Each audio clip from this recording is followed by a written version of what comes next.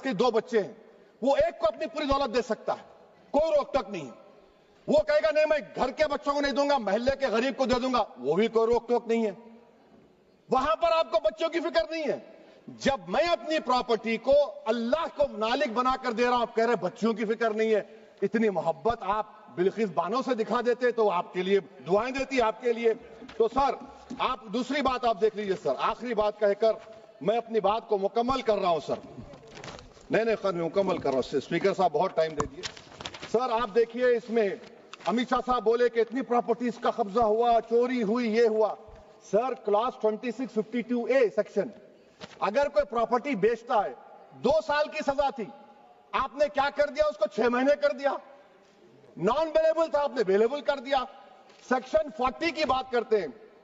Section 40 में sir हमको जो ज्वाइंट वर्किंग कमेटी का जो नोट्स दिए, उसमें मिनिस्ट्री ऑफ माइनॉरिटी अफेयर्स ने कहा कि 30 साल में 515 केसेस सेक्शन 40 के और सिर्फ 8 लोग कोर्ट को गए। वक्फ यूजर का कानून तेलंगाना आंध्रा में था कि ये मेरा कॉन्शियंस इसको मानता नहीं है, मैं इस कानून को कबूल नहीं करता हूं। तो महात्मा गांधी ने क्या किया, उन्होंने उस कानून को फाड़ दिया। तो मैं गांधी की तरह इस कानून को फाड़ता हूं। ये अनकॉन्स्टिट्यूशनल है सर। इस देश में झगड़े पैदा करने का काम बीजेपी करना चाहती है मस्जिद और मंदिर के नाम पर, इसीलिए मैं इसका कंडेम करता हूं। अस्सलाम वालेकुम वरहमतुल्लाहि वबरकातुहू। दोस्तों, अगर आपने वीडियो को प्ले कर दिया है तो आप पूरी वीडियो देख कर जाइए और असदुद्दीन ओवैसी साहब के इस बयान को, इस भाषण को सुनकर जाइए। जिस तरह से कल संसद के अंदर असदुद्दीन ओवैसी साहब ने आवाज़ को उठाया और इस बिल के ख़िलाफ़ जो बोले हैं, इस बिल की मुखालफत में जो बोले हैं, वो देखने वाली बात है। आप पूरा बयान इनका सुनकर जाइए और बाद में जो पूरी बात रखकर असदुद्दीन ओवैसी साहब ने इस बिल को फाड़ कर दिखाया है। पूरी वीडियो को देख कर जाइए और इस वीडियो को आगे शेयर कर दीजिए। असदुद्दीन ओवैसी, बहुत बहुत शुक्रिया सर। स्पीकर सर, मैं ये वक्फ तरमीमी बिल की मुखालिफत में खड़ा हुआ हूं। किसी एक शायर ने बड़ा अच्छा कहा था, जब भी ज़मीर और ज़र्फ का सौदा हो दोस्तों, जब भी ज़मीर और ज़र्फ का सौदा हो दोस्तों, कायम रहो हुसैन के इनकार की तरह। सर, ये वक्फ तरमीमी बिल भारत के गयूर मुसलमानों के ईमान पर, इबादत पर एक हमला है। नरेंद्र मोदी की हुकूमत ने इस मुल्क की सबसे बड़ी अक़लियत के खिलाफ एक ऐलान जंग कर दिया और ये जंग ना सिर्फ मेरे जिस्म पर है, बल्कि मेरी आज़ादी पर, मेरी समाजी और माशी मार्जिनलाइजेशन पर है, मेरी शहरियत पर है, मेरे मदरसे, मस्जिदों, खानखाहों को और दरगाहों को निशाना बनाया जा रहा है। और ये हुकूमत सच्चाई को नहीं बयान कर रही है कि ये तरमीमी बिल से मुसलमानों का तहफ़्फ़ुज़, तरक्की और गुर्बत का खात्मा होगा। ये सरासर झूठ है। सर, अगर आप आइन के आर्टिकल 14 को देखेंगे तो उसमें लिखा हुआ है इक्वल प्रोटेक्शन। अब आप देख लीजिए सर के हिंदू, सिख और जैन को और बौद्ध को उनके एंडोमेंट में तहफ़्फ़ुज़ मिलेगा, क्योंकि उनका एंडोमेंट बाय यूजर बरकरार है और उनका एडमिनिस्ट्रेशन उनके हाथ में होगा। कि गैर हिंदू या गैर उनके मजहब का आदमी दान भी दे सकता है उनके लिए, और एंडोमेंट बोर्ड का तहफ़्फ़ुज़ भी मिलेगा, क्योंकि उसके ऊपर ओवरराइडिंग क्लॉज अप्लाई नहीं होगा, लिमिटेशन का कानून उस पर अप्लाई नहीं होगा। उसके बरक्स ऑपोजिट आप देख लीजिए, मुस्लिम वक्फ को वक्फ बयूजर निकाल दिया गया। एक मुस्लिम वक्फ की जायदाद पर कब्जा होगा, लिमिटेशन लगेगा तो जो एनक्रोचर है, जो खाबिज है, वो रातों रात मालिक बन जाएगा और एक गैर मुस्लिम वक्फ बोर्ड को एडमिनिस्टर करेगा। ये आर्टिकल 14 के इक्वल प्रोटेक्शन का वायलेशन। अब आर्टिकल 14 में सर इक्वालिटी बिफोर लॉ भी है और उसका कैसा वायलेशन हो रहा है कि कोई आर्बिट्ररी स्टेप नहीं ले सकता और कोई भी ऑफिशियल किसी भी तरीके से गलत आर्बिट्ररी फैसला नहीं लेगा। यहां पर आप एक डेजिग्नेटेड ऑफिसर को रखकर वो फैसला लेगा कि ये जायदाद वक्फ की है, गवर्नमेंट की है। क्या ये प्रिंसिपल्स ऑफ नेचुरल के खिलाफ नहीं है, जिसका तकर्रुर एग्जीक्यूटिव करती है? ये हमारे theory of separation of powers, Bharat के आइन का बेसिक स्ट्रक्चर का हिस्सा है। क्या इसका वायलेशन नहीं है? सर, आर्टिकल 25 का वायलेशन कैसे है कि आप मुसलमानों से वक्फ यूजर छीन रहे हैं और फिर आप कर्ब कर रहे हैं वक्फ औलाद को। मगर वहीं पर दूसरे धर्म के मानने वालों को उनके मजहब पर चलने की पूरी इजाजत है। लफ्ज जो आर्टिकल 25 में इस्तेमाल हुआ सर, वो इक्वली एंटाइटल्ड, यहां पर मुसलमानों के इक्वल एंटाइटल्ड नहीं हो रहा। अभी हम गृह मंत्री का, वजीर दाखिला का यहां पर उनका हमने तकरीर सुनी, यहां पर वो ये कहते हैं, वजीर दाखिला, शायद वो कटमुल्ला की जबान ना कह दें, वजीर दाखिला कहने पर वजीर दाखिला ने अपने बयान में कहा कि बोर्ड और काउंसिल जो होगा वो माने वक्फ इस्लाम से अलग है। सर अगर ये बात सच है आपकी, तो फिर आपको ये कानून बनाने की जरूरत ही नहीं है, आप एक नॉन स्टैट्यूटरी बॉडी बना दीजिए। ये जो कानून बन रहा है ना सर, ये आर्टिकल 26 इसका सोर्स है, और आर्टिकल 26 जब इसका सोर्स है तो आर्टिकल 26 का ABCD क्या कहता है कि रिलीजियस डिनोमिनेशन को अपने मजहब के अफेयर्स खुद चलाना, मूवेबल इमूवेबल प्रॉपर्टी को लेना और एडमिनिस्टर करना। जब हिंदू धर्म को, बौद्ध धर्म को, सिखों को यह राइट दिया गया है, तो आप कैसे मुसलमानों से छीन रहे हैं? तो यह आर्टिकल 26 का ग्रेव वायलेशन है। तो सर अब वक्फ यूजर का मामला देखिए, मिनिस्टर साहब ने कहा कि एंक्रोचमेंट हो रहा है, 17,000 एंक्रोचमेंट हुए हैं। तो यही नरेंद्र मोदी की हुकूमत ने 2014 में उस वक्त के मंत्री ने एक Waqf properties eviction of unauthorised occupants bill को इंट्रोड्यूस किया। आपने विड्रॉ कर लिया 2024 में उसको। क्यों विड्रॉ किया सर आपने? जब आप मान रहे थे कि एंक्रोचमेंट हो रहा है तो आपने बिल को विड्रॉ कर लिया। अच्छा सर, अब वक्फ यूजर को आपने निकाल दिया, माने कंडीशन क्या लगाए कि अगर उसमें डिस्प्यूट होगा और गवर्नमेंट प्रॉपर्टी होगी। सर डिस्प्यूट तो है, मिसाल के तौर पर मोहिबुल्लाह साहब जिस मस्जिद के इमाम है, पार्लियामेंट के सामने मस्जिद है सर, 123 प्रॉपर्टीज में मस्जिद है, डिस्प्यूट चल रहा है। कल कलेक्टर या डिस्ट्रिक्ट ऑफिसर बोलेगा कि भाई साहब ये गवर्नमेंट प्रॉपर्टी है, स्टिकर लगा दिया जाएगा, मस्जिद बंद, गवर्नमेंट प्रॉपर्टी हो गई, होगी ना सर? अब ये बताइए, आप जब से यहां पर पूरे बीजेपी रूलिंग पार्टी हमको ज्ञान दे रहे हैं कुछ नहीं होगा, कुछ नहीं होगा, मैं दलील के साथ बता रहा हूं आपको। ये मस्जिद दिल्ली गवर्नमेंट बोलती हमारी है, वक्फ दिल्ली वक्फ बोलता हमारी है। तो सर वक्फ यूजर, अगर मैं अपनी गवर्नमेंट के खिलाफ वक्फ बोर्ड वक्फ यूजर इस्तेमाल नहीं करेगा तो क्या है सर? अच्छा, ये अमेंडमेंट जब हो जाएगा तो मुझे कहने दीजिए सर, सिर्फ प्राचीन मंदिरों की हिफाजत होगी, मस्जिदों की नहीं होगी।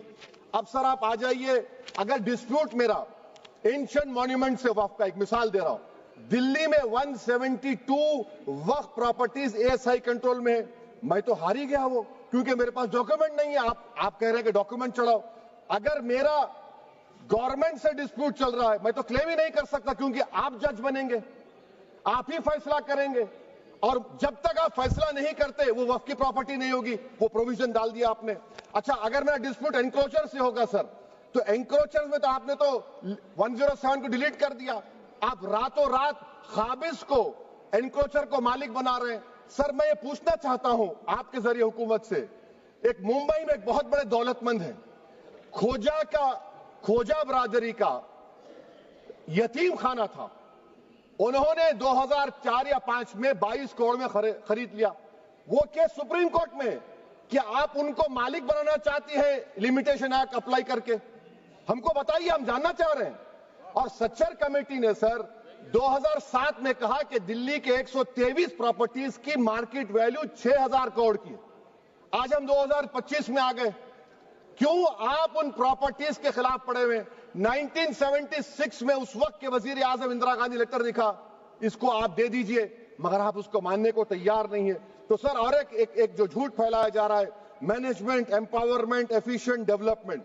Sir this bill takes any management from the hands of Muslims, disempowers the Waqf in comparison to any other stakeholder, takes away the efficiency of administration and hampers development.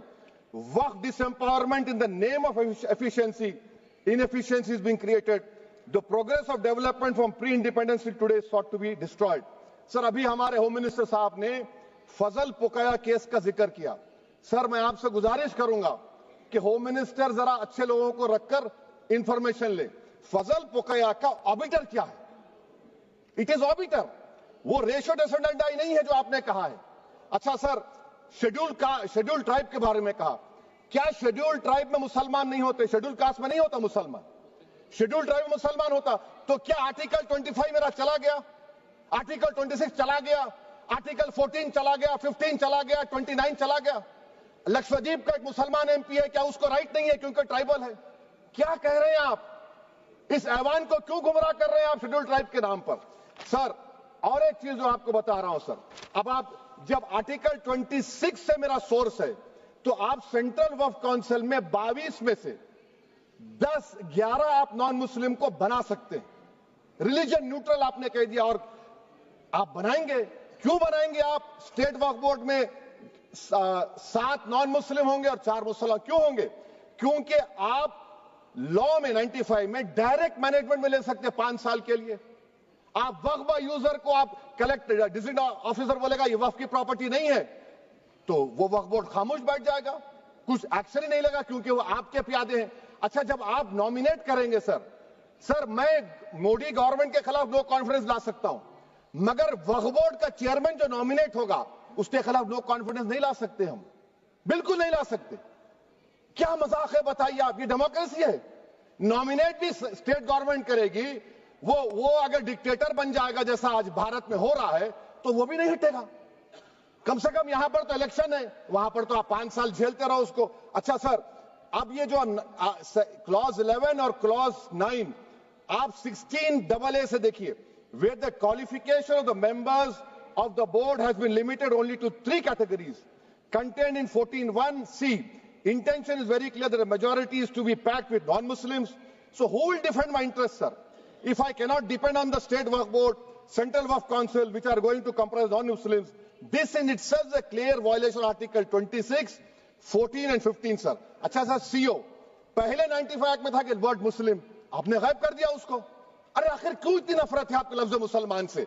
अच्छा, फिर क्या कह रहे हैं आप कि ये भी आर्टिकल 26 का वायलेशन है?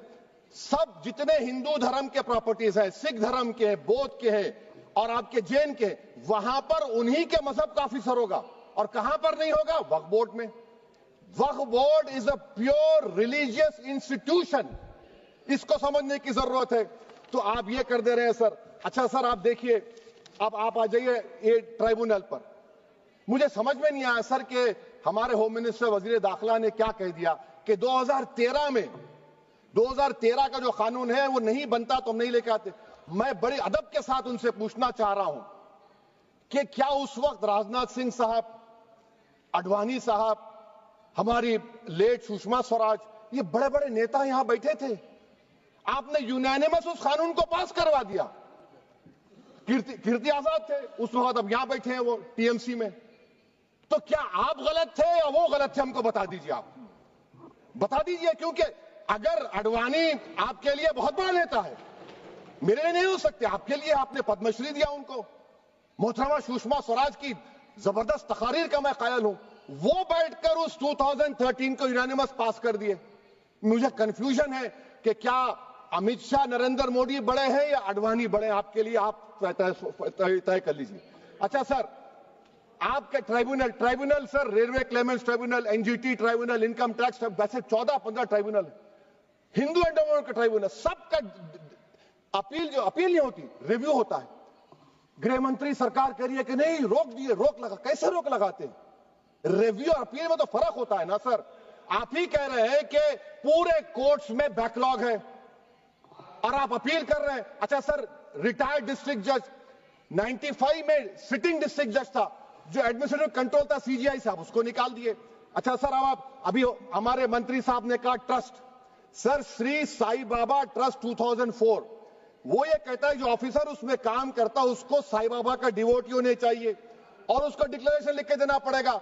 यहां पर हो रहा तो यहां पर क्यों नहीं हो रहा? अच्छा सर, आप फिर देख लीजिए, ये आपका हो गया सर। हाँ, अब अमित शाह साहब ने सेक्शन 2A के बारे में कहा और उन्हें इस बात का इकरार कर लिया कि दाऊदी बोहरा के लिए यह बनाया गया है।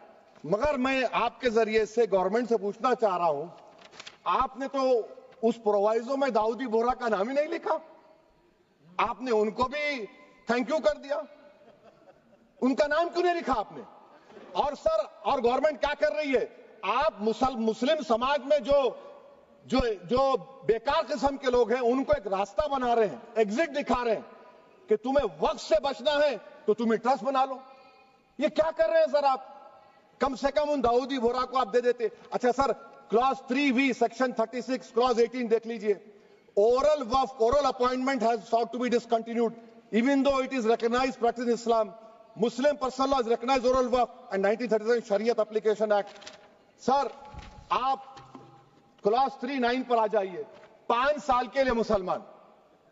मैं किरण रिजिजू से पूछना चाहता हूं सर, दाढ़ी रखे तो मुसलमान प्रैक्टिसिंग है या क्लीन शेव आपकी तरह है? तो बताइए हमको प्रैक्टिसिंग क्या होगा? अच्छा, किसी को पकड़ के मॉब लिंच कर दिया और बोले कि JSR का नारा लगाया, और वो JSR का नारा लगाया तो क्या मुसलमान रहेगा? नहीं रहेगा। या फिर देश के प्रधानमंत्री ने कहा था कपड़े देखकर पहचानो, तो क्या कपड़े देखकर आप कह देंगे? अच्छा, अगर कोई हिंदू, अगर कोई क्रिश्चियन हिंदू धर्म कबूल करता है तो क्या वो मंदिर को नहीं दे सकता प्रॉपर्टी? फिर भारत के संविधान में आर्टिकल 300 क्यों है सर? राइट टू इक्वालिटी क्यों है? फ्रीडम ऑफ रिलीजन क्यों है? 5 साल कहां से लाएंगे? अच्छा सर, और एक चीज सर, और एक चीज मैं आपको बोल के खत्म कर दूंगा सर। इस बिल में वक्फ अल औलाद का सर, इसमें आप देखिए clause 432, the creation of waqf al-awlad shall not result in denial of inherent rights to heirs, including women heirs or the waqif or any other right of person. Sir, ये article 25 का violation है, शरीयत application act 37 का violation, article 300A का violation है। अच्छा, हिंदू धर्म में सेल्फ एक्वायर्ड प्रॉपर्टी को एक हिंदू, अब उसके फर्ज के 2 बच्चे हैं, वो एक को अपनी पूरी दौलत दे सकता है, कोई रोक टोक नहीं है। वो कहेगा नहीं मैं घर के बच्चों को नहीं दूंगा, मोहल्ले के गरीब को दे दूंगा, वो भी कोई रोक टोक नहीं है। वहां पर आपको बच्चों की फिक्र नहीं है। जब मैं अपनी प्रॉपर्टी को अल्लाह को मालिक बनाकर दे रहा हूं, आप कह रहे बच्चों की फिक्र नहीं है। इतनी मोहब्बत आप बिल्किस बानो से दिखा देते तो आपके लिए दुआएं देती आपके लिए। तो सर आप दूसरी बात आप देख लीजिए सर, आखिरी बात कहकर मैं अपनी बात को मुकम्मल कर रहा हूं सर। नहीं मुकम्मल कर रहा हूं। स्पीकर साहब बहुत टाइम दे दिए। सर आप देखिए, इसमें अमित शाह साहब बोले कि इतनी प्रॉपर्टीज का कब्जा हुआ, चोरी हुई, ये हुआ। सर क्लॉज 2652A सेक्शन, अगर कोई प्रॉपर्टी बेचता है 2 साल की सजा थी, आपने क्या कर दिया? उसको 6 महीने कर दिया। नॉन अवेलेबल था, आपने अवेलेबल कर दिया। सेक्शन 40 की बात करते हैं। सेक्शन 40 में सर हमको जो ज्वाइंट वर्किंग कमेटी का जो नोट्स दिए, उसमें मिनिस्ट्री ऑफ माइनॉरिटी अफेयर्स ने कहा कि 30 साल में 515 केसेस सेक्शन 40 के, और सिर्फ 8 लोग कोर्ट को गए। वक्फ यूजर का कानून तेलंगाना आंध्रा में है, सेक्शन 40 का कानून तमिलनाडु 63 है, आंध्र प्रदेश में 43 है। और सर आप डायरेक्शन दे रहे हैं। अच्छा, क्लॉज 4218B देखिए सर, आप रूल बना रहे हैं, कोऑपरेटिव फेडरलिज्म के खिलाफ है, इतना रूल बना रहे हैं। और आखिर में सर मैं आपको बताना चाह रहा हूं स्पीकर साहब, ये बिल का मकसद सिर्फ मुसलमानों को जलील और रुस्वा करना है, मुसलमानों को दूसरे दर्जे का शहरी बनाने का इनका मकसद है। सर अगर आप हिस्ट्री को पढ़ेंगे तो महात्मा गांधी उस वक्त के व्हाइट अफ्रीका में, सफेद फार्म अफ्रीका के कानून को महात्मा गांधी ने कहा था कि ये मेरा कॉन्शियंस इसको मानता नहीं है, मैं इस कानून को कबूल नहीं करता हूं। तो महात्मा गांधी ने क्या किया? उन्होंने उस कानून को फाड़ दिया। तो मैं गांधी की तरह इस कानून को फाड़ता हूं। ये अनकॉन्स्टिट्यूशनल है सर। इस देश में झगड़े पैदा करने का काम बीजेपी करना चाहती है मस्जिद और मंदिर के नाम पर, इसीलिए मैं इसका कंडेम करता हूं। और मैं आपसे गुजारिश करता हूं कि मैंने अपने 10 अमेंडमेंट दी है, आप इसको कबूल करिए सर, मुझे बोलने का मौका दीजिए और उस पर डिवीजन का मैं डिमांड भी करूंगा। Thank you sir.